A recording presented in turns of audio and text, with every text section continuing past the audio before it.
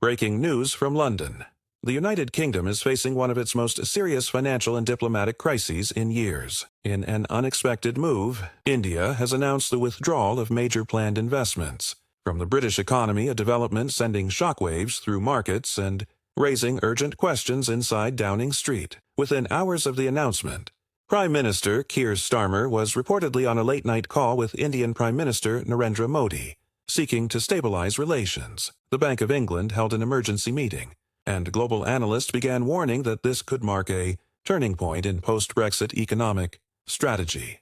The diplomatic tension began earlier this week during what was meant to be a routine foreign policy address in Parliament. Keir spoke about Britain's partnerships with Commonwealth nations, but his remarks about India's human rights record sparked immediate backlash in New Delhi. While the Prime Minister's intention appeared to be promoting ethical governance and international accountability, his comments on Kashmir and a potential commission to study colonial reparations were received in India as condescending and politically intrusive. That same evening, the Indian ambassador to London was recalled for consultations. By the next morning, the Indian Finance Ministry announced it would pause and review certain UK-linked investments, a move described by officials as a reassessment of bilateral economic cooperation. Financial markets reacted instantly. The pound slid against the dollar. The FTSE 100 opened lower, and several multinational firms reported concern over supply chain contracts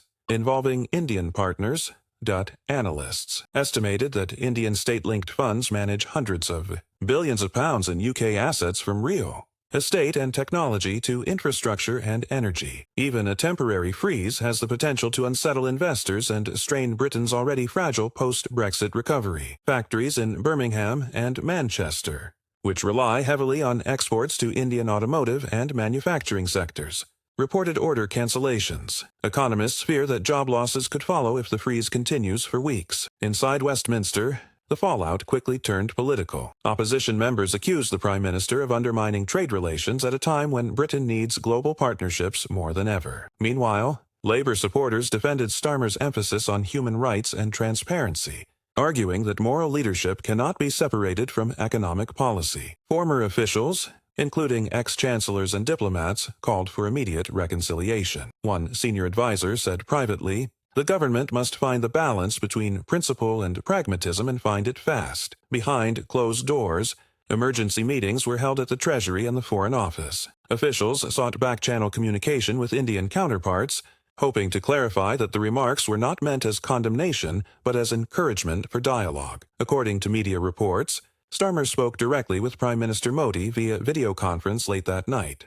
Although details remain unofficial, several outlets reported that the discussion was firm but respectful. Sources suggest that Starmer emphasized Britain's long-standing respect for India's sovereignty and expressed a desire to move forward collaboratively. However, the optics were difficult. Clips from Indian television showed footage of Modi reaffirming India's economic independence and its right to respond to perceived diplomatic slights. On social media, the phrase "actions have consequences" trended globally, underscoring the seriousness of the diplomatic message. Across the UK, public opinion split sharply. Some praised the Prime Minister for standing on moral grounds.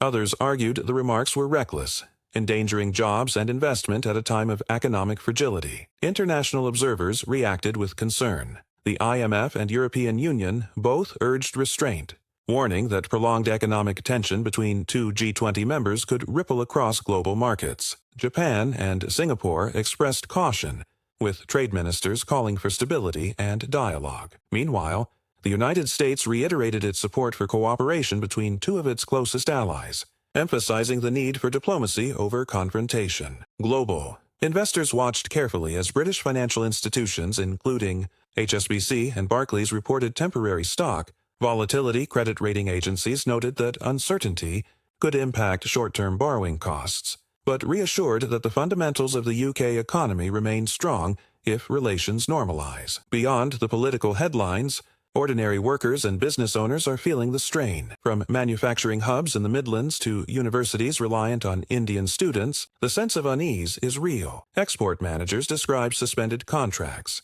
while small business owners fear reduced supply and higher import costs. Economic advisors urge calm, noting that temporary disruptions can be reversed through diplomatic negotiation. Yet the episode has reminded many Britons how intertwined the UK's fortunes are with global trust, especially with dynamic economies like India's. The government now faces a crucial decision: double down on moral diplomacy or prioritize economic recovery. Behind the scenes, officials are drafting proposals for renewed talks with Indian ministers. A high-level delegation is reportedly preparing to visit New Delhi to rebuild confidence and reaffirm cooperation on trade, education, and defense.